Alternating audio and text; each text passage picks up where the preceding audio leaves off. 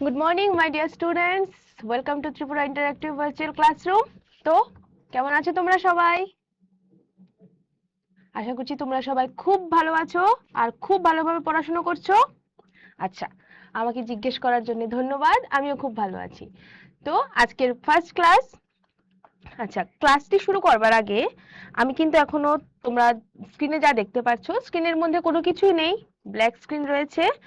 আর আমি যদি একটু ছোট্ট একটি ইন্ট্রোডাকশন দিই যে আজকে আমরা ঠিক কোন বিষয়ে পড়াশোনা করতে যাচ্ছি, সেটা হয়ে যাবে কি, আমি একটি ভিডিও, র্যান্ডম ভিডিও একটি আমি চালিয়ে দিয়েছি স্ক্রিনের মধ্যে, যে আজকে আমরা ঠিক কি বিষয়ে আমরা আজকে পড়াশোনা করতে যাচ্ছি। আচ্ছা, এবার এই যে তোমাদের কাছে যে জলের বোতল রয়েছে, তোমাদের যে স্কুলের ব্যাগ রয়েছে, বা এই যে তোমাদের চোখের সামনে যে ব্ল্যাকবোর্ড রয়েছে, তার মধ্যে আমরা চক দিয়ে যা লিখি, সবকিছু জিনিস কিন্তু কোনো না কোনো বস্তু দিয়ে তৈরি, তাই না? সবকিছু জিনিস, এই যে আমার হাতে একটি কলম রয়েছে, সেটি একটি জিনিস দিয়ে তৈরি। এই যে আমার কাছে এখানে একটি রিমোট রয়েছে, সেটি কিছু কিছু ছোট ছোট উপাদান দিয়ে তৈরি। তারপর এই যে আমার হাতে জলের বোতল রয়েছে, সেটিও কিছু না কিছু ছোট ছোট উপাদান দিয়ে তৈরি। তো এই সব কিছু জিনিস বা আমরা আমাদের চোখের সামনে যা যা দেখতে পাচ্ছি, সবগুলি বস্তু কিন্তু কিছু না কিছু জিনিস দিয়ে তৈরি। আচ্ছা, তার আগে এখানে যে ভিডিওটি চলছিল বা এখানে যে তোমরা যা দেখতে পাচ্ছ, সেটি যদি আমি আবার রিপ্লে করে দিই, আমরা দেখতে পাচ্ছি স্কুল বাস যাচ্ছে খুব সুন্দরভাবে, রাস্তা দেখতে পাচ্ছি, সানলাইট দেখতে পাচ্ছি, স্কুল বাস যাচ্ছে, তার মধ্যে কি অনেক মানুষ, টিচার, স্টুডেন্ট, ওরা বসে আছে। আচ্ছা, তারপর আমরা এখানে সেম জিনিস দেখতে পাচ্ছি যে রাস্তার উপর দিয়ে স্কুল বাস ছুটছে। তোমরা যেভাবে স্কুলের মধ্যে আসো, অনেকে এমনিতে, অনেকে হেঁটে হেঁটে স্কুলে আসো, অনেকে বাড়ি থেকে বা বাবা মা দিয়ে যায়, অনেকে তোমরা স্কুল বাস করে স্কুলে আসো। এখানে আমরা দেখতে পাচ্ছি, তারপর এখানে আমরা দেখতে পাচ্ছি ওরা হয়তো সবাই মিলে পিকনিকে গেছে। পিকনিকে যেতে তো আমাদের সবার খুব মজা লাগে, তাই না? আমরা সবাই স্কুলের বন্ধু বান্ধব, টিচার, আমরা সবাই মিলে যখন স্কুলের মধ্যে থেকে স্কুলে কোনো একটা স্কুল পিকনিকে যাই বা একটি শিক্ষামূলক ভ্রমণে যাই, যেটাকে নাকি এডুকেশনাল ট্যুর বলা হয়। তারপর ওরা গিয়ে এখানে দেখো একটি কি বলবো, নদীর সামনে, নদী বা বিভিন্ন জলাশয়ের সামনে ওরা মাটি দিয়ে কিছু একটি বানাচ্ছে, বালি দিয়ে একটি স্তর বানাচ্ছে, বালির একটি স্তূপ বানাচ্ছে। তারপর ও যখন হাতের মধ্যে জল নিল, এভাবে ও হাতের মধ্যে জল নিল, তারপর ওখানে আমি দেখতে পাচ্ছি যে বোতলের মধ্যে জল ভরলো, ঠিক আছে? এই যে বোতলের মধ্যে জল ভরে ও ওর যে মাটির স্তূপটি বানিয়েছিল সেটার মধ্যে যখনই ঢাললো, তখন মাটিটি আবার আগের মতো চলে এলো। এবার বলছে যে জল কেন হাত ও বোতলের আকার অনুসরণ করলো, কিন্তু সেই আকার ধরে রাখতে পারলো না। একটা জিনিস, যে ও যখন জলের বোতলের মধ্যে জলটা ভরেছে, তখন কিন্তু জলের আকার পুরো বোতলের আকারের মতোই হয়েছে। তারপরও যখন হাত দিয়ে যখন জলটা তুললো, তখনও কিন্তু জলের আকার হাতের আকারের মতোই ছিল। আবার যখন জলটা মাটির উপর ঢাললো, তখন কি হলো? ভেরি গুড, তখন জল সেই আকারটাকে ধরে রাখতে পারলো না, এবং এই যে মাটির স্তূপটা বানিয়েছিল সেটাও কিন্তু একদম কি হয়েছে, মাটিগুলি পুরো ভেঙে আগের মতো হয়ে গিয়েছে। আচ্ছা, তারপর এখানে যেটা বলছে, এই যে ও কি করছে, ম্যাম দাঁড়িয়ে রয়েছে, ও বিভিন্ন পাথরের উপর পাথর রেখে রেখে একটি জিনিস বানাচ্ছে, ঠিক আছে, একটি টাওয়ারের মতো বানাচ্ছে। এই যে বড় পাথর রাখলো, তারপর একটু ছোট, তারপর আবার একটু ছোট, এভাবে ও একটি পাথরের টাওয়ারের মতো কিছু একটা বানিয়েছে। এই যে প্রথমে এখানে একটি মেয়ে ও মাটির একটি স্তূপ তৈরি করছিল, তারপর এখানে দেখলাম একটি ছেলে ও পাথর দিয়ে কিছু পাথরের একটি টাওয়ারের মতো একটা জিনিস বানালো। আচ্ছা, তারপর এখানে আমরা দেখতে পেলাম যে মাটির যে স্তূপটি তৈরি করেছিল সেটার মধ্যে যখন জল দিল, সেটি আবার পুনরায় আগের অবস্থায় ফিরে গিয়েছে। এইবার বলছে যে মাটি ও পাথরের স্তূপ হয়ে জমা হয়, মাটি ও পাথর স্তূপ হয়ে জমা হয়, কিন্তু জল কেন এক জায়গায় থাকে না? মাটি ও যখন সেটাকে যখন এভাবে যখন অ্যারেঞ্জ করলো এক জায়গার মধ্যে, তখন এটি একটি স্তূপের মতো পরিবর্তিত হলো, পাথরও থাকছে, কিন্তু জল কেন এক জায়গায় থাকছে না? এটা প্রথম প্রশ্ন। আচ্ছা, তারপর আমরা এখানে কি দেখব, এইবার ওরা কি দেখছে, ওরা দেখছে যে সুন্দর আকাশের মধ্যে একটি হট এয়ার বেলুন, সেটা উঠছে, ঠিক আছে। তারপর এখানে দেখছে এই যে এই জিনিসটা দিয়ে আমরা কি করি, আমরা অনেক সময় যখন আমরা যারা সাঁতার কাটি, কেউ যদি সাঁতার কাটতে না পারি তখন এরকম আমরা টিউব ব্যবহার করি, সেটাকে আমরা পরে তারপর আমরা সাঁতার কাটি, ঠিক আছে, যেন জলে ডুবে না যাই। তোমরা অনেকে হয়তো করে থেকেছো। আচ্ছা, এবার বলছে যে বাতাস যদি দেখা না যায় তাহলে তা বেলুনের ওজন কিভাবে বাড়ায়। আরেকটি জিনিস, প্রথম প্রশ্ন ছিল যে জল সেটা কেন কোনো আকার ধারণ করে না। এবার বলছে যে বাতাস, যেটাকে আমরা সাধারণত দেখতে পাই না, ওকে, তুমিও তোমাদের আশেপাশে যে ফ্যান চলছে তার থেকে বাতাস আসছে, তোমরা যে তোমাদের চোখের সামনে যে আমরা যে বলি না আমাদের পুরো ঘিরে তো পুরো বায়ুমণ্ডল রয়েছে, বাতাস রয়েছে। তো আমার কথা হলো যে বাতাস যদি দেখা না যায় তাহলে তা কিভাবে সেই বেলুনের ওজনটি বাড়াচ্ছে। হট এয়ার বেলুন উপরে উঠছে, তাও আবার মানুষকে বিভিন্ন যন্ত্রপাতিকে নিয়ে উঠছে। এই যে এখানে ওর হাতে বেলুন রয়েছে, এই সাইডে একটি রয়েছে যার মধ্যে বাতাস নেই, এই সাইডে একটি রয়েছে যার মধ্যে কোনো বাতাস নেই, এই সাইডে একটি রয়েছে যার মধ্যে পুরো বাতাসে ভর্তি। তাহলে সেটা কিভাবে একটি বেলুনের ওজনকে বাড়াচ্ছে, আমাদের মনে প্রশ্ন আসতেই পারে, তাই না? আচ্ছা, তারপর এখানে কি দেখা যাচ্ছে, এই যে কে কে তোমরা এরকম কি বলবো এই যে বাবলস সেগুলিকে ফুলিয়েছো, এগুলি তো খেলার জিনিস, তাই না? দেখতে অনেক ভাল লাগে, আমার তো খুবই ভাল লাগে এরকম জিনিসগুলো করতে। আচ্ছা, এবার ও যখনই এরকম বিভিন্ন বাবলস বানালো সেগুলি দেখো কি সুন্দর বাতাসের মধ্যে হাওয়ার মধ্যে উঠছে। তারপর ও এখানে একটি ফুল, যেটাকে সাধারণত ড্যান্ডেলিয়ন বলা হয়, বা এই ফুলগুলো আমরা হয়তো সাধারণত দেখতেও পাই, ফুলটাকে যখন ফু দিল তখন ফুলের মধ্যে থাকা যে পাপড়িগুলো বা ওর যে বিভিন্ন অঙ্গাণুগুলো সেগুলি উড়ে গিয়েছে। আচ্ছা, তারপর এখানে প্রথমে ও যখন বাবলস ফোলালো, তারপর ও যখন ফু দিয়ে সে ফুলটাকে ফু দিল, কি বলছে, যদি আমরা বাতাস দেখতে না পাই তাহলে এটি কিভাবে জিনিসপত্রকে এত জোরে নাড়ায়। আরেকটি প্রশ্ন, যে বাতাসকে যদি আমরা দেখতে না পাই তাহলে সেটি কিভাবে এত জোরে জিনিসকে নাড়ায়। আচ্ছা, তারপর এখানে আমরা দেখতে পাচ্ছি যে দুটি মেয়ে ওরা খুব সুন্দরভাবে গাছের নিচে বসে আছে এবং ওরা পুরো প্রকৃতিটাকে কি করছে, দেখছে। বলছে যে আজ আমরা যে বাতাসে শ্বাস নিচ্ছি তা কি হাজার হাজার বছর আগে বাতাসের মতোই। কারণ পৃথিবীর মধ্যে এতদিন পর্যন্ত পৃথিবীর যা বয়স এখন পর্যন্ত, প্রথম থেকে পৃথিবীর মধ্যে বায়ুমণ্ডল রয়েছে, তাই না? একদম প্রথমে নয়, যে আমরা যে বায়ুমণ্ডল তো কিছু না কিছু রয়েছে। তার বলছে যে আমরা যে বাতাস এখন শ্বাস নিচ্ছি তা কি হাজার হাজার বছর আগেরও সেম ছিল নাকি এটা পরিবর্তন হয়েছে, ঠিক আছে? আচ্ছা, তারপর এখানে যা আমরা দেখতে পাচ্ছি সেটা কি হচ্ছে, যে ওরা কি সুন্দর বসে আছে, এই যে হট এয়ার বেলুন যেটার মধ্যে ওজন বাড়ালো বাতাসের, তারপর পুরো একদম একটা আমরা সিনারি দেখতে পেলাম। এবার সেই পাথরের স্তূপ, তারপর মাটির স্তূপ, তারপর ও যখন বাতাসের মধ্যে ফু দিল, বলছে যে আমাদের চারপাশের সবকিছু, পাথর, জল এবং বাতাস ভিন্নভাবে আচরণ করে। আমাদের চারপাশের সবকিছু, পাথর, জল এবং বাতাস ভিন্নভাবে আচরণ করে। পাথর, সেটার মধ্যে তুমি যদি যতই জল দাও সেটা কিন্তু কি হবে, হয়তো ও যে অ্যারেঞ্জমেন্টে রেখেছে একটার উপর একটা সেটা হয়তো পড়ে যাবে, কিন্তু পাথর কিন্তু এভাবে গলবে না। মাটির যে স্তূপটা বানিয়েছিল তার মধ্যে যখন জল ঢাললো সেটা পুরো একদম গলে গিয়ে মাটিগুলি একদম কি নরম হয়ে পুরো ছড়িয়ে গেছে। আর ফুলের মধ্যে যখন ও ফু দিল, ফুলের যে অঙ্গাণুগুলি সেগুলি পুরো ছড়িয়ে ছিটিয়ে গেছে। বলছে যে আমাদের পাশে চারপাশে সবকিছুই, পাথর, জল এবং বাতাস ভিন্নভাবে আচরণ করে।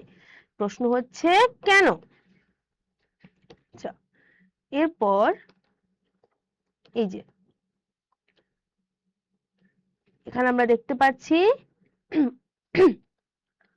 যে ও যখন এভাবে পাথরের স্তূপ বানালো, ঠিক আছে, ও যখন পাথরের স্তূপ বানালো একটির পর একটি রেখে ও পাথরের সেই স্তূপটি বানাচ্ছে।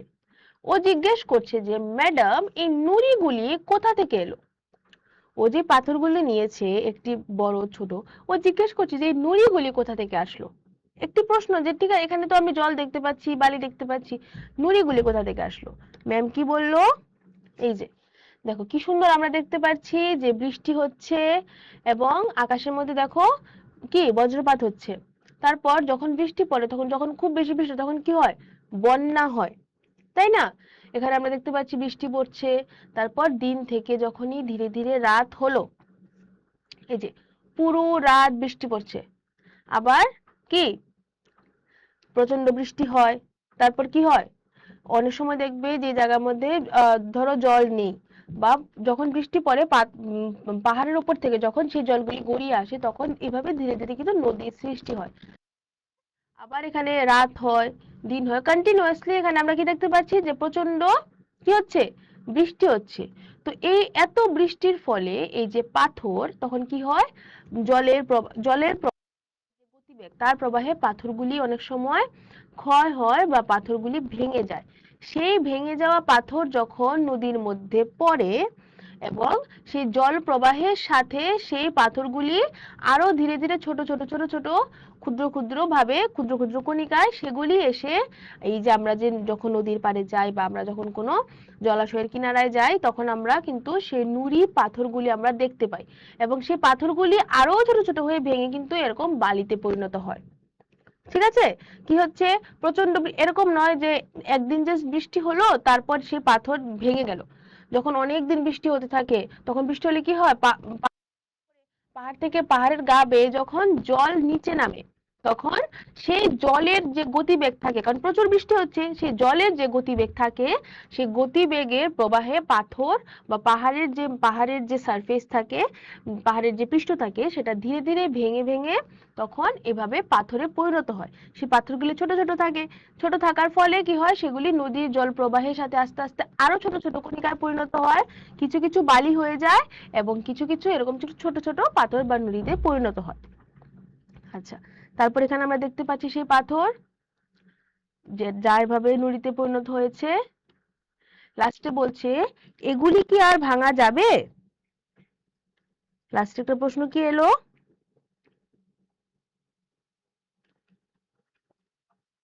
এই যে এগুলি কি আর ভাঙা যাবে, প্রশ্ন করেছে এগুলি কি আর ভাঙা যাবে? পাথর বড় পাহাড় ছিল, তার থেকে একটু বড় পাথর ভেঙে গিয়েছে, তারপর তার থেকে আরো ছোট পাথর ভেঙে গেছে, বলছে কি এগুলি কি আরো ভাঙা যাবে?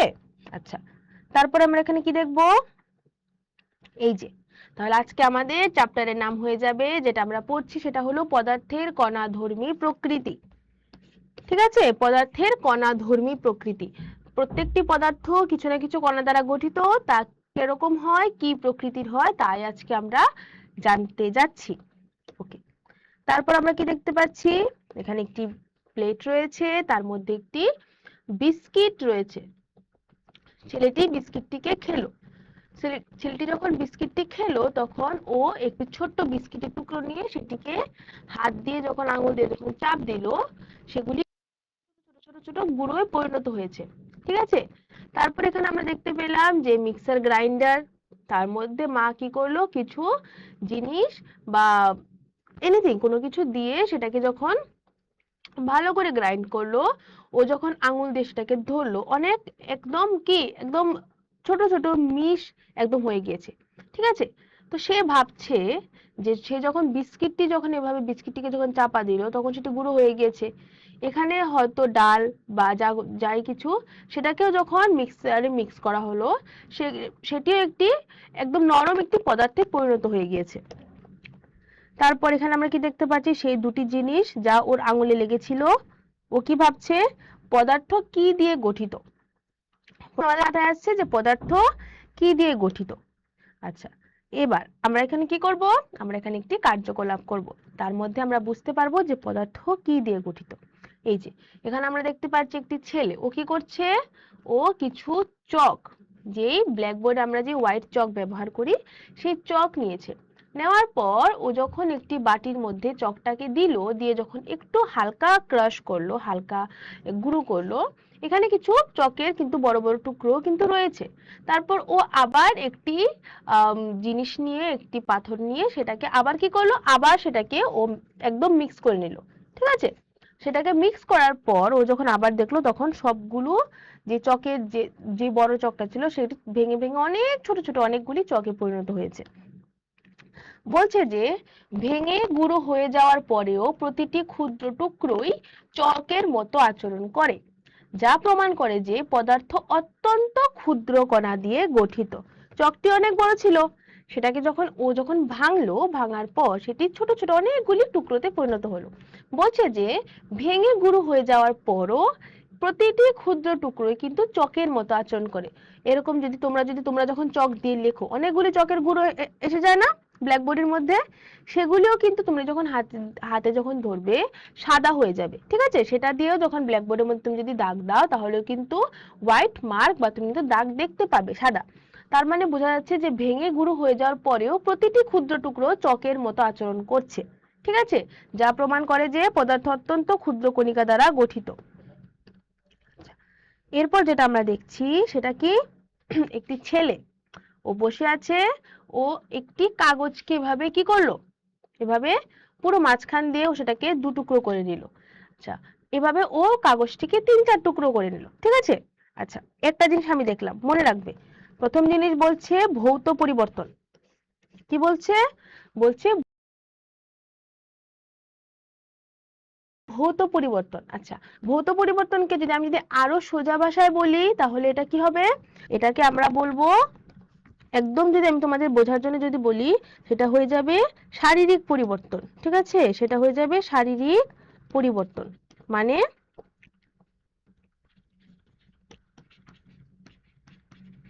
মানে কি? মানে হলো যে এরকম কোনো জিনিস, কোনো পদার্থ যখন আমরা সেটাকে ভাঙবো, সেটা কি হবে, সেটার আকৃতি বা গঠন শুধু পরিবর্তন হবে। সেটা থেকে আমরা নতুন কোনো পদার্থ তৈরি করতে পারবো না, সেটার মধ্যে কোনো রাসায়নিক পরিবর্তন ঘটবে না। সেটা হবে শুধুমাত্র ভৌত পরিবর্তন, ঠিক আছে? সেটা হয়ে যাবে কি, ভৌত পরিবর্তন। যখন আমরা কাগজটাকে এভাবে ছিঁড়লাম মাঝখান থেকে, তখন কি হচ্ছে, কাগজের যে গঠন, কাগজের যে আকৃতি, সেটা পরিবর্তন হয়েছে। ওকে, কিন্তু তার মধ্যে কিন্তু কোনো রাসায়নিক পরিবর্তন আমরা দেখতে পাইনি। তাহলে সেটা হয়ে যাবে ভৌত পরিবর্তন। যেসব জিনিসগুলিকে আমরা যখন তার মধ্যে যখন কোনো পরিবর্তন আসে, সেটা যখন ওর শারীরিক কোনো পরিবর্তন হয়, ওর আকারে কোনো পরিবর্তন এলো, ওর গঠনে কোনো পরিবর্তন এলো, তখন সেটাকে আমরা বলবো ভৌত পরিবর্তন। আচ্ছা, তারপর আমরা যেটা দেখতে পাচ্ছি যে এখানে কি হচ্ছে, এখানে কিছু কাঠ রাখা হয়েছে এবং যখন সেটাকে জ্বালানো হচ্ছে তখন তার মধ্যে থেকে অনেক ধোঁয়া বের হচ্ছে, প্রতি যে গ্যাস যে রয়েছে সেগুলি বের হয়ে যাচ্ছে এবং কাঠটা পুরো একদম পুড়ে যাবে, এবং সেটা হয়ে যাবে কি, রাসায়নিক পরিবর্তন। কারণ তার মধ্যে রাসায়নিক বিক্রিয়া হয়েছে। ওকে, তার মধ্যে রাসায়নিক বিক্রিয়া হয়ে কি, carbon monoxide, carbon die oxide, এইসব জিনিসগুলি বেরিয়ে গেছে, আগুনে পোড়ার মাধ্যমে সেই সব গ্যাসগুলি বেরিয়ে গিয়েছে। তো সেটা হয়ে যাবে সেটা হয়ে যাবে কি, এই যে CO, carbon monoxide, CO2, carbon dioxide, এগুলি যেহেতু বেরিয়েছে, এগুলি হলো গ্যাস, গ্যাসীয় পদার্থ। তার মানে তার মধ্যে কোনো রাসায়নিক পরিবর্তন হয়েছে, যেটা হয়ে যাবে রাসায়নিক পরিবর্তন। আর ভৌত পরিবর্তন হলো যখন আমরা পদার্থের মধ্যে কোনো আকৃতিগত বা গঠনগত কোনো পরিবর্তন দেখব, কিন্তু তার মধ্যে কোনো পরিমাণ রাসায়নিক, মানে কোনো রাসায়নিক পরিবর্তন কোনো কিছু হবে না। যেমন জলকে যখন আমরা ফ্রিজে রাখি তখন জলটা কি হয়, বরফে পরিবর্তন হয়ে যায়, তাই না? আবার সেই বরফটাকে যখন আমরা ফ্রিজ থেকে বের করে যখন যদি আমরা একটু গরম করি বা উত্তপ্ত করি, আবার সেটা জলে পরিবর্তন হয়। তো সেটা হয়ে যাবে ভৌত পরিবর্তন, কারণ তার যে আকৃতিগত বা আকারটা পরিবর্তন হয়েছে, তার মধ্যে কোনো রাসায়নিক কোনো বিক্রিয়া ঘটেনি বা রাসায়নিক কোনো পরিবর্তন ঘটেনি। আচ্ছা, তাহলে এটা বোঝা গেছে যে ভৌত পরিবর্তন মানে ওর শারীরিক বা গঠনগত পরিবর্তন হবে। রাসায়নিক পরিবর্তন নামের মধ্যেই রয়েছে রাসায়নিক, মানে কি, তার রাসায়নিক, তার মধ্যে রাসায়নিক কোনো বিক্রিয়া ঘটবে। আচ্ছা, এই যে তারপর এখানে আমরা দেখতে পাচ্ছি চকের গুঁড়ো ছিল। বলছে যে চক গুঁড়ো করা একটি ভৌত পরিবর্তন নাকি রাসায়নিক পরিবর্তন? এবার বলো তো আমাকে তোমরা, চক গুঁড়ো করা কি একটি ভৌত পরিবর্তন নাকি একটি রাসায়নিক পরিবর্তন? কি? ভেরি গুড, চক গুঁড়ো করা একটি ভৌত পরিবর্তন। আচ্ছা, তাহলে এখানে একটি প্রশ্ন চলে এসেছে তোমাদের জন্য, আজকের দিনের প্রথম প্রশ্ন। এই যে প্রশ্নটি হলো যে পদার্থ অত্যন্ত ক্ষুদ্র কণিকা দ্বারা গঠিত, যেটা আমরা জানি। এইবার এই কণাগুলিকে কি বলা হয়? অপশন এ কোষ, অপশন বি অণু, অপশন সি গঠন কণিকা, নাকি অপশন ডি কলা বা টিস্যু। আচ্ছা, এই প্রশ্নের জন্য তোমাদেরকে আমি সময় দিয়ে দেবো 30 সেকেন্ডের। 30 সেকেন্ডের মধ্যে তোমরা একটু প্রশ্নটি পড়বে আর একটু ভেবে দেখবে যে আমরা তখন যা পড়েছি তার উপর ভিত্তি করে যে কোনটা আনসার হতে পারে সঠিক উত্তর। আমি সময় দিয়ে দিয়েছি। প্রশ্নটি আমি আবার বলছি, যে পদার্থ অত্যন্ত ক্ষুদ্র কণিকা দ্বারা গঠিত, এই কণাগুলিকে বলা হয় কি কোষ নাকি অণু নাকি গঠন কণিকা নাকি কলা বা টিস্যু?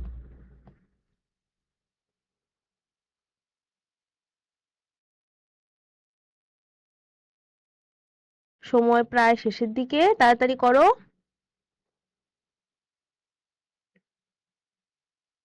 হুম, আচ্ছা, তোমাদের সময় এখানেই শেষ। আর আমি যা দেখতে পাচ্ছি যে তোমরা অনেক স্টুডেন্টসই সঠিক উত্তর দিয়েছে। আচ্ছা, আর যেটা আনসার হয়ে যাবে কি অপশন সি, গঠন কণিকা। ঠিক আছে, পদার্থ সাধারণত যে একদম যে ছোট জিনিস দিয়ে তৈরি হয় সেটা হলো ওর যে গঠন, তার যে গঠন যে কণিকা থাকে সেই গঠন কণিকা পদার্থ যেই সব জিনিস দিয়ে তৈরি সেটা হলো গঠন কণিকা।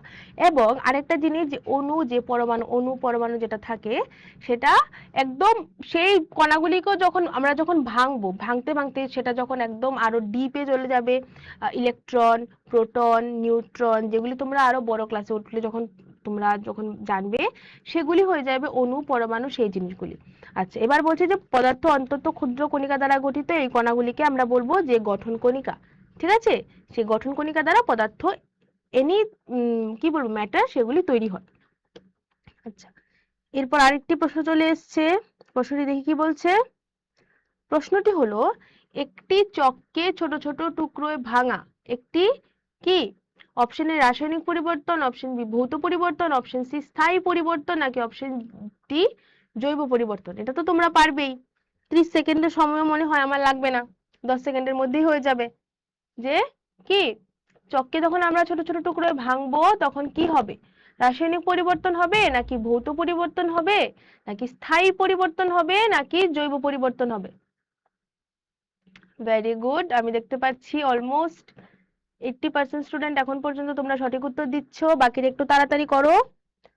আমি আরো 15 সেকেন্ডস বাড়িয়ে দিলাম।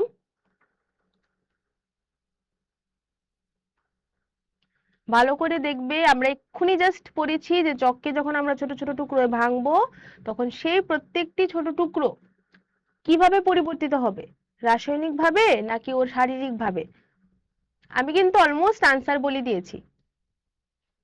আচ্ছা, এবং তোমাদের সময় এখানেই শেষ। ভেরি গুড, অনেক স্টুডেন্টস অলমোস্ট কি 80% এর বেশি স্টুডেন্ট তোমরা কি বলেছো যে অপশন বি, যেটা হয়ে যাবে ভৌত পরিবর্তন। আর এটাই হলো সঠিক উত্তর, যে যে একটি চককে যখন আমরা ছোট ছোট টুকরোয় ভাঙবো তখন প্রত্যেকটি টুকরো, মনে আছে, প্রত্যেকটি টুকরো কিন্তু একটি চকের মতো আচরণ করবে, যেটা হয়ে যাবে ভৌত পরিবর্তন। ঠিক আছে, বা শারীরিক পরিবর্তন। যেমন জলকে যখন আমরা ফ্রিজে রাখবো তখন কি ওটা বরফে পরিণত হবে, সেটাকে যখন আমরা আবার বাইরে আনবো তখন ওটা ধীরে ধীরে বরফটা গলে জল হয়ে যাবে, সেটা হলো ভৌত পরিবর্তন, ফিজিক্যাল চেঞ্জেস। আর যখন আমরা একটি কাঠকে একদম আগুনে পোড়াবো তখন সে কাঠ থেকে বিভিন্ন গ্যাস কি হবে, নির্গত হবে, সেটা হয়ে যাবে রাসায়নিক পরিবর্তন, কারণ ওর মধ্যে বিভিন্ন রাসায়নিক বিক্রিয়া ঘটেছে। আচ্ছা, তারপর আমরা দেখি এই যে এখানে আমরা দেখতে পাচ্ছি একটি ছেলে, ও কি করছে, ও বসে কিছু পাজল সলভ করছে। তোমাদের মনে হয় খুবই ইন্টারেস্টিং লাগবে এই জিনিসটা, তাই না? পাজল সলভ করা বিভিন্ন। এরপর ও যখন খেলছিল তখন কি হলো যে পুরো সবগুলো একদম আবার কি হয়েছে, নষ্ট হয়ে গিয়েছে। ও তার থেকে একটি ইউনিট তুললো। এবার এখানে আমরা দেখতে পাচ্ছি যে আমরা সাধারণত যেটাকে বলি কি বুরিন্দার লাড্ডু, একদম সাধারণত আমরা যেটা বলি অনেকের হয়তো ফেভারিট, সেটাকে যখন ওর মা যখন এভাবে বানালো তখন ও সেটাকে দেখলো, সেটা ও ট্রাই করছে যে ও এরকম কিছু একটা একটি লাড্ডু বা নাড়ু বানাবে। এবং সেখানে আমরা একদম যখন জুম করলাম আমরা কিন্তু একটি আলাদা একটি একটি যে বুদে সেটাকে আমরা কিন্তু দেখতে পাচ্ছি। আচ্ছা, তারপর প্রথম হলো সেই ও যে গেম খেলছিল, যে পাজল খেলছিল সেটার একটা ইউনিট ওর হাতে আমরা দেখতে পাচ্ছি। তারপর সেই চকের প্রত্যেকটা ছোট ছোট গুঁড়ো। তারপর এখানে যে ও যে বুদের লাড্ডুটা যা বা বুরিন্দার লাড্ডুটা, তার একটি বুদে কিন্তু আমরা দেখতে পেয়েছি। বলছে যে এগুলি হলো ক্ষুদ্রতর একক বা গঠনকারী কণা। এই এককটা দিয়ে কিন্তু সেই গেমটা তৈরি হয়েছে। এই একটি বোঁদে দিয়ে অনেকগুলি বোঁদে দিয়ে সেটি সরি অনেকগুলি বোঁদে দিয়ে একটি নাড়ু বা একটি লাড্ডু তৈরি হয়েছে। এখানে যে চকের যে গুঁড়ো আছে সে অনেকগুলি গুঁড়ো, চকটাকে ভাঙার পরে তো এই গুঁড়োগুলো এসছে তাই না, তো অনেকগুলি গুঁড়ো মিলে একটি চক তৈরি হয়েছে। তার জন্য বলছে যে ক্ষুদ্রতর একক বা গঠনকারী কণা। Excuse me. আচ্ছা, তারপর এখানে বলছে যে পদার্থের বৃহত্তর খণ্ডগুলো অনেকগুলি ক্ষুদ্রতর একক দ্বারা গঠিত, যেগুলিকে গঠন কণিকা বলা হয়। যে এটা আমরা এক্ষুনি দেখলাম, তোমাদের বইয়ের মধ্যেও আছে যে পদার্থের বৃহত্তর খণ্ডগুলি, ঠিক আছে, অনেকগুলি ক্ষুদ্রতর একক দ্বারা গঠিত, যেগুলিকে বলা হচ্ছে গঠন কণিকা। আমরা একটু আগে দেখলাম। ওকে, তারপর এখানে যেটা এসছে সেটা কি, এই যে আমরা এখানে দেখতে পাচ্ছি যে একটি ছেলে, ও যখন রান্নাঘরে এলো, আসার পর ওকে ওর দিদা বলল যে আমার তৃষ্ণা পেয়েছে খোকা। ঠিক আছে, আমরা সাধারণত আমাদের যদি জল তেষ্টা পায় বা জল তৃষ্ণা পায়, আমরা কি বলি, আমার অনেক তেষ্টা পেয়েছে বা আমার অনেক তৃষ্ণা পেয়েছে। তখন কি বলল, ছেলেটি বলল যে দিদা দাঁড়াও, আমি তোমাকে সতেজ কারক কিছু বানিয়ে দেব। সতেজ কারক মানে রিফ্রেশিং। আমাদের যখন গরম পায়, আমার যখন প্রচন্ড তেষ্টা পায়, আমরা তখন কি খাই, হয়তো শরবত বা দোকান থেকে কোনো কোল্ড ড্রিঙ্কস বা আইসক্রিম, এইসব জিনিস যেটা আমাদেরকে রিফ্রেশ করে।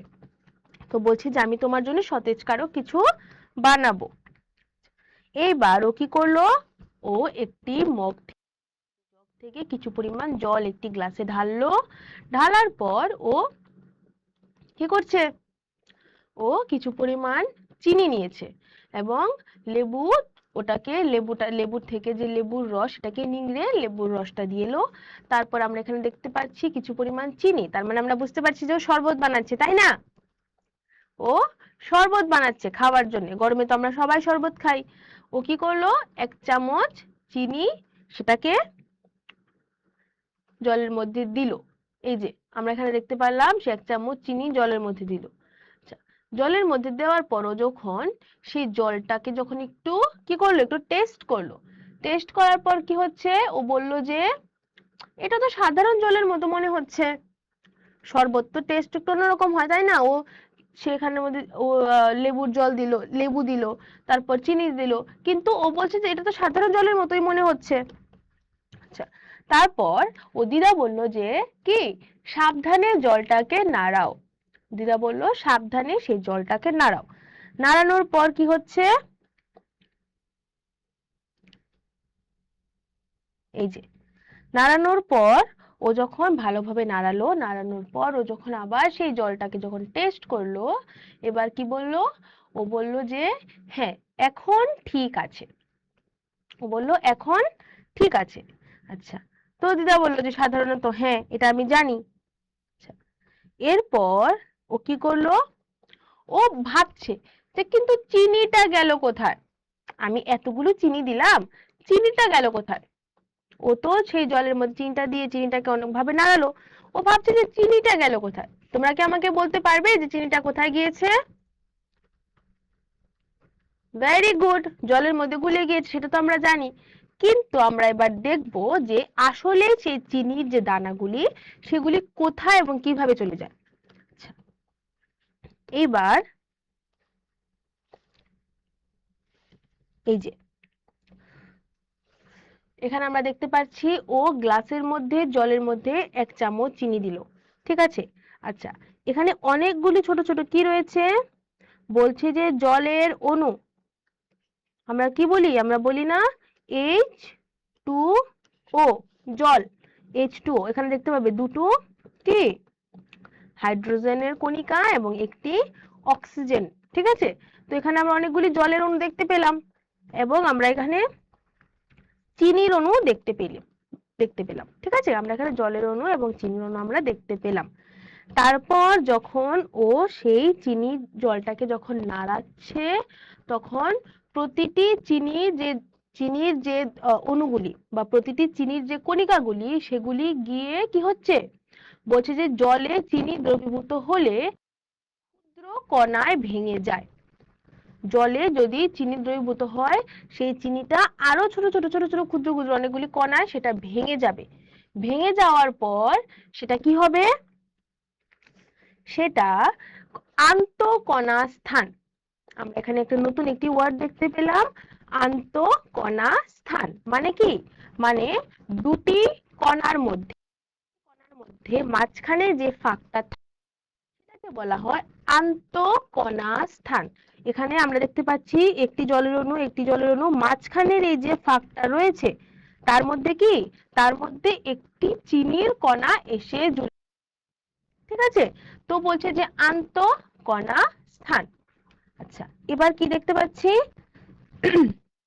তাহলে এখন আমরা দেব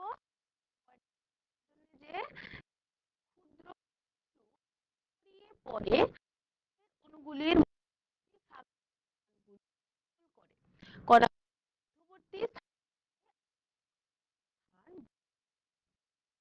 প্রশ্ন কণার স্থান যখন আমরা বলবো দুটি কণার মাঝখানে বা মধ্যবর্তী যে ফাঁক স্থান বলবো, চিনির ক্ষুদ্র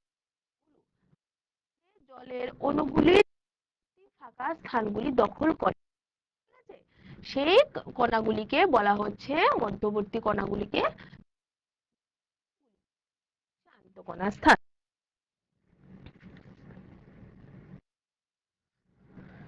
আচ্ছা, এটা একটু লিখে নাও।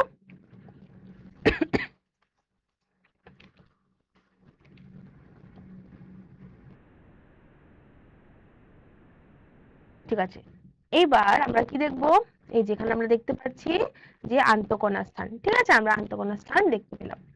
তাহলে আরেকটি প্রশ্ন চলে এসছে, চলো দেখি প্রশ্নটি কি বলছে। প্রশ্নটি হলো, চিনি জলে দ্রবীভূত কারণ। চারটি অপশন, অপশন বি, চিনির কণাগুলি জলের কণাগুলির মধ্যবর্তী ফাঁকা স্থান। অপশন সি, চিনি জলে পরিণত হয়। অপশন ডি, জল চিনিতে। ঠিক আছে, চারটি অপশন রয়েছে, আমি 30 সেকেন্ডের সময় আবার দিয়ে দিয়েছি। আচ্ছা, আমি 15 সেকেন্ড আরো বাড়িয়ে দিয়েছি। এবার ভালো করে প্রশ্নটি পড়বে এবং এক্ষুনি আমরা যা পড়লাম, যে উদাহরণ দেখলাম, সেটা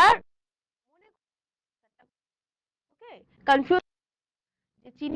চিনি জলে দ্রবীভূত হয় কারণ কি, চলে যায় চিনি মধ্যবর্তী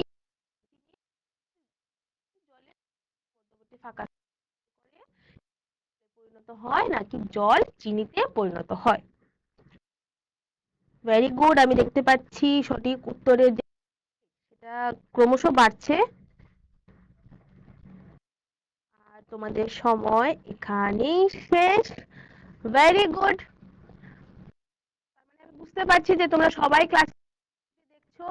অপশন ডি হয়ে যাবে সঠিক উত্তর, যে কণাগুলি জলের কণাগুলি যে মাঝখানে যে স্থান, কি বলবো, আমরা এক্ষুনি পড়লাম আন্তঃকণা স্থান। যে আন্তঃকণা স্থান রয়েছে তার সাথে তার মধ্যবর্তী স্থানে চলে যায়, এবং যার জন্য আমরা কি হয়, আমরা সেই চিনির স্বাদটাও পেয়ে থাকি এবং চিনিটাকে আমরা দেখতেও পাই না। আচ্ছা, এরপর এখানে ওকে কে, ও হলো সেই চক যেটাকে দিয়ে তোমরা ব্ল্যাকবোর্ডে লিখো। ঠিক আছে, চক। তো চকটি ভেঙে গিয়েছে, তারপর সেই ভেঙে যাওয়া চকগুলিও কিন্তু এক একটি চকের মতো আচরণ করছে। এখানে আমরা দেখতে পাচ্ছি যে সেই চিনি, সুগার কিউব, সেটাও কি হচ্ছে, দেখো ওরা ধীরে ধীরে কি সুন্দর হেঁটে হেঁটে চলে যাচ্ছে। মানে কি, সেই চিনির যে কণাগুলি সেটি যখন ভাঙলো, সেটি যখন গুঁড়ো হয়ে গেল, প্রত্যেকটি কণায় কিন্তু আবার চিনির মতোই আচরণ করবে, মিষ্টিই লাগবে। ঠিক আছে, চিনিকে তুমি যতই ভাঙো সেটা কিন্তু নুনতা লাগবে না। তো বলছে চক ও চিনি ক্ষুদ্র কণা দিয়ে গঠিত, যেগুলিকে ভেঙে আরো ছোট টুকরো করা যায়। চক এবং চিনি, সেটাকে আমরা ভেঙে আরো ছোট কণায় পরিণত করতে পারবো।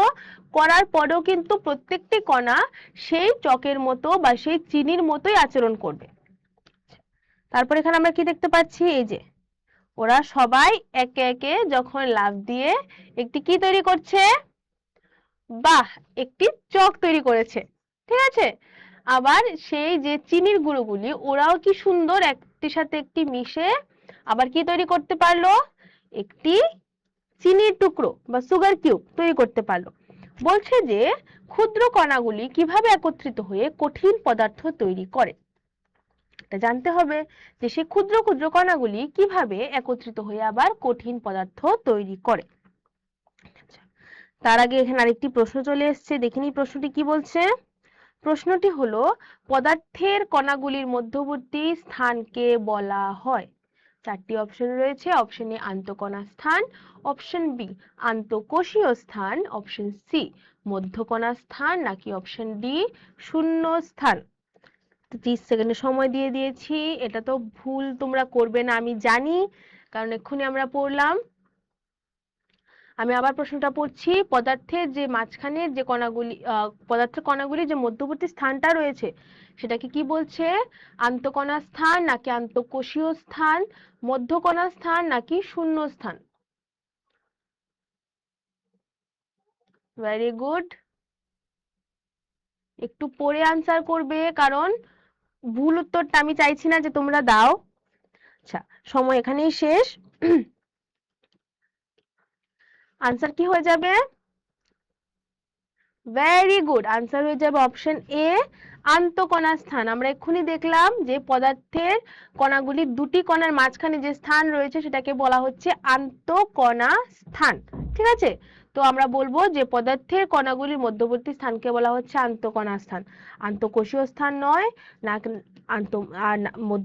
মধ্যকণা স্থানও নয়, শূন্য স্থানও নয়। যারা আন্তঃকোষীয় স্থান তোমরা আনসার করেছো বা মধ্যকণা স্থান আনসার করেছো, একটু ভালো করে দেখে নেবে যে দুটি পদার্থের যে কণিকা, ঠিক আছে, যে গঠনগত কণিকা, তার মাঝখানে যে স্থানটা সেটাকে আমরা বলছি আন্তঃকণা স্থান। দুটি কণা রয়েছে, এই যে মাঝখানে যে স্থানটা রয়েছে সেটাকে আমরা বলবো আন্তঃকণা স্থান। ঠিক আছে, আন্তঃকোষীয় স্থান বলবো না। আন্তঃকোষীয় স্থানও রয়েছে, সেটা বায়োলজির মধ্যে, জীববিজ্ঞানের মধ্যে আমরা দেখতে পাবো। আর মধ্যকণা স্থান নেই, শূন্য স্থান মানে তো ফাঁকা। ঠিক আছে, তো আনসার হয়ে যাবে আন্তঃকণা স্থান। আচ্ছা, এখানে আরেকটি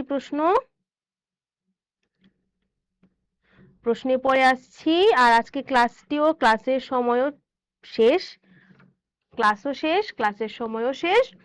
তো আজকে আমরা যা যা পড়লাম, প্রথম থেকে যা যা আজকে আমরা পড়লাম সেটা আমি যদি আবার একটু বলে দিই, যে প্রত্যেকটি জিনিস আমাদের চারপাশে আমরা যা যা জিনিস দেখতে পাচ্ছি, প্রত্যেকটি জিনিস কিন্তু ছোট ছোট কোনো না কোনো জিনিস বা কোনো না কোনো কণা, বা কি বলবো, এনিথিং যাই হয়, কিছু না কিছু ছোট ছোট গঠন কণা থাকে যেটা দিয়ে সেটা তৈরি হয়। এই যে আমি বললাম, এই যে কলমটা, এই রিমোট, তোমরা যে জলের বোতল এনেছো সেটা, তোমাদের যে ব্যাগ, প্রত্যেকটি জিনিস, ঠিক আছে। তো সে কণা যা দিয়ে তৈরি হয় তা আমরা আজকে সেটাই পড়লাম, যে কি পদার্থের কণাধর্মী প্রকৃতি, তা কি দিয়ে তৈরি হয়। তারপর আমরা দেখলাম এই যে যখন আমরা নদীতে যাই বা যখন আমরা সমুদ্রের কিনারে যাই, তখন আমরা ছোট ছোট অনেকগুলি নুড়ি পাথর দেখতে পাই। সেগুলি কিভাবে তৈরি হয়? তো প্রচন্ড পরিমাণে বৃষ্টি হওয়ার পর, যখন প্রচন্ড পরিমাণে দ্রুত বেগে যখন বৃষ্টি হতে থাকে, পাহাড় থেকে যখন সেই জল নিচের দিকে নামতে থাকে, জলের গতিবেগ অনেক বেশি থাকে, অনেক দ্রুত থাকে, তখন কি হয়? জলের গতিবেগের কারণে পাহাড়ের মাঝখানে ক্ষয় সৃষ্টি হয় এবং পাহাড়ের মধ্যে যে পাথর সেগুলি ভেঙে ছোট ছোট টুকরোয় পরিণত হয়, সেটা নদীতে আসে। নদীর জল প্রবাহের কারণে কিন্তু সেগুলি নদীর পার বা নদীর তীরে এসে জমা হয়, সেখান থেকে আমরা সেটাকে পেয়ে থাকি। এটা আমরা একটা দেখলাম। তারপর আমরা দেখলাম যে কি এই যে হট এয়ার বেলুন, তারপর সুইমিং যখন আমরা করি বা যখন আমরা সাঁতার কাটি, তখন যে টিউব, সেটা কিন্তু বাতাস রয়েছে তার মধ্যে। আমরা যদিও সেটাকে দেখতে পাই না, কিন্তু তার একটি ভর রয়েছে, তার একটি ওজন রয়েছে। সেগুলি আমরা এর পরের ক্লাসে আমরা খুব ভালোভাবে পড়বো। তারপর আমরা দেখলাম এই যে জলের মধ্যে যখন আমরা শরবত খাই, চিনি, লবণ, আমরা এই সবগুলো দিই জলে, দিয়ে সেটাকে যখন ভালোভাবে নাড়াই, তখন সেটা কিন্তু আর দেখা যায় না একটু পরে। কেন দেখা যায় না? কারণ জলের মধ্যে যে আন্তঃকণা স্থান রয়েছে, চিনির যে কণাগুলি বা চিনির যে গঠন কণিকাগুলি, সেগুলি জলের মাঝখানে জলের কণার সাথে মিশে যায়। মিশে যাওয়ার কারণে আমরা সেগুলি দেখতে পাই না। এবং কোথায় মিশে যায়? সেটা হলো সেই আন্তঃকণা স্থান। আন্তঃকণা স্থান মানে দুটি পদার্থের কণার মাঝখানে যে স্থান রয়েছে সেটাকে বলা হচ্ছে আন্তঃকণা স্থান। সেই আন্তঃকণা স্থানের মধ্যে কিন্তু সেগুলি মিশে যায়। আচ্ছা, তারপর আমরা কি দেখলাম? তারপর আমরা দেখলাম একটি হলো ভৌত পরিবর্তন, একটি হলো রাসায়নিক পরিবর্তন। ভৌত পরিবর্তন হলো, আমি যদি বলি শারীরিক পরিবর্তন, যখন আমরা কোনো একটি পদার্থকে ভাঙবো বা কোনো একটি জিনিস যেটাকে আমরা যদি ভাঙি, বা যখন তার গঠন বা আকৃতি বা আকারের কোনো পরিবর্তন হচ্ছে, তার ভেতরে কোনো রাসায়নিক হচ্ছে না, রাসায়নিক কোনো হচ্ছে না, যখন কি হয়, যখন তার গঠনের কোনো পরিবর্তন হচ্ছে, তখন সেটাকে আমরা বলবো ভৌত পরিবর্তন। জলকে আমরা যখন ফ্রিজে রাখি তখন জলটা বরফে পরিণত হয়, ফ্রিজ থেকে যখন আমরা বাইরে বের করি তখন সেটা কি হয়, সেটা আবার জলে পরিণত হয়। তার মধ্যে কোনো রাসায়নিক পরিবর্তন ঘটছে না, সেটার মধ্যে কি জল তরল থেকে কঠিনে পরিণত হচ্ছে, যেটা হলো ওর বরফ, আবার বরফ থেকে সেটা আবার জলে পরিণত হচ্ছে, যেটা হলো তরলে পরিণত হচ্ছে, সেটা হলো ভৌত পরিবর্তন। সেই জলটাকে যদি আমি উত্তপ্ত করি তখন সেটা কি হবে, বাষ্পীভূত হয়ে যাবে, সেটা হয়ে যাবে রাসায়নিক পরিবর্তন, কারণ সেটা জল থেকে গ্যাসীয় উপাদানে পরিণত হয়ে গেছে। ঠিক আছে, এটা একটা জিনিস দেখলাম। তারপর যখন আমরা কাঠকে পোড়াই, পোড়ানোর সময় কি হয়, কাঠকে পোড়ানোর পর সেখান থেকে গ্যাসীয় উপাদান তৈরি হয়, carbon monoxide, carbon die oxide. সেই জিনিসগুলি হয়ে যাবে রাসায়নিক পরিবর্তন, কারণ কাঠ থেকে বিক্রিয়ার মাধ্যমে গ্যাসে পরিণত হয়ে গেছে, সেটা হয়ে যাবে রাসায়নিক পরিবর্তন। আচ্ছা, তো আমরা এতগুলি জিনিস দেখলাম, সব শেষ। তো আশা করছি তোমরা যা পড়ালাম সেগুলো সবটি বুঝতে পেরেছো, সবগুলি খুব ভালোভাবে দেখেছো। দেখা হচ্ছে তোমাদের সাথে আগামী দিন। ততক্ষণ পর্যন্ত সবাই ভালো থাকবে, ভালো করে পড়াশোনা করবে, একদম দুষ্টুমি করবে না, আর যা পড়িয়েছি ভালো করে রিভিশন করবে। বইয়ের মধ্যে আছে, বইটাও পড়বে। তো দেখা হবে তোমার সাথে আবার পরের দিন। ধন্যবাদ।